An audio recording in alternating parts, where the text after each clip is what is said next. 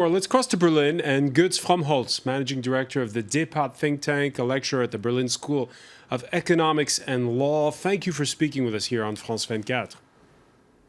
Thank you very much for the invitation. Just under 1 million refugees arrived in Germany last year. A mere 23,000 of them registered in Mecklenburg. Why was this such an issue there?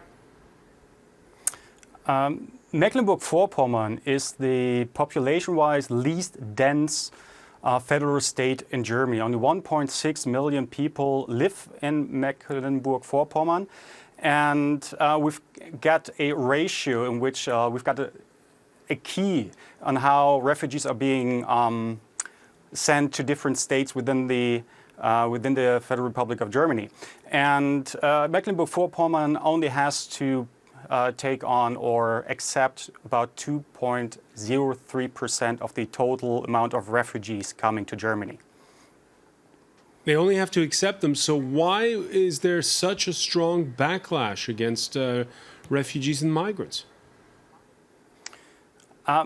Because it's not only population-wise the least dense federal state in Germany, it's also the state with the least amount of immigrants in total. Of the 1.6 million people, only 65,000 people are actually having a immigration background, which is roughly about 4%. The average person in Mecklenburg-Vorpommern probably has never had any contact with an immigrant or an obvious perceived immigrant. And what happened there in Mecklenburg-Vorpommern, especially with the AfD, was there was a campaign against uncertainty, against fear of the unknown.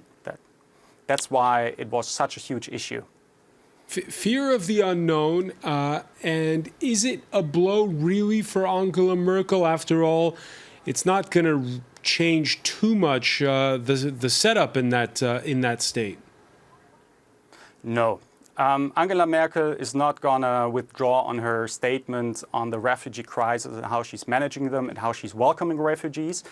And Mecklenburg-Vorpommern remains a social democratic-led federal state in a coalition with the CDU, but it is a wake-up call for the rest of Germany that the AfD, without running before, now comes to a dashing 20% of the votes. That's extraordinary and should be really a wake-up call for all other democratic parties. Götz FROMMHOLZ, tell us how it's going for the integration. We've seen reports of all the money spent on giving German lessons, culture lessons to the new people arriving. How's that going? From my perspective, how I perceive it and how I see the empirical data, it's actually going quite well, but it's only working well because of the civil society.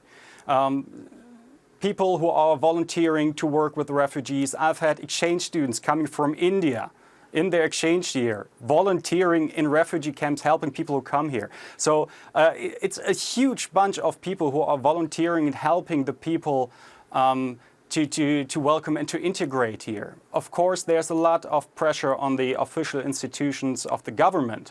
And at some points, especially here in Berlin, they're still the resources are still overstretched, but I'm very confident that we are getting there here in Germany. I'm pretty positive. Pretty positive, and this narrative where we've seen the AfD, this anti-immigrant, anti-Muslim party, gain ground little by little in lots of places, is that set to continue? I don't think it's going to happen that way here in Berlin, because Berlin is a lot more multicultural, a lot more world open, and a lot more immigrants are living in Berlin. And I don't think that the AfD has really a chance to hold or to gain a lot of access into the parliament. Mecklenburg-Vorpommern is very special because it was prone to be a prime target for the AfD because of the people are not very really familiar with refugee crises, with taking on refugees, and it was just really a hate and fear-driven campaign the AfD was leading.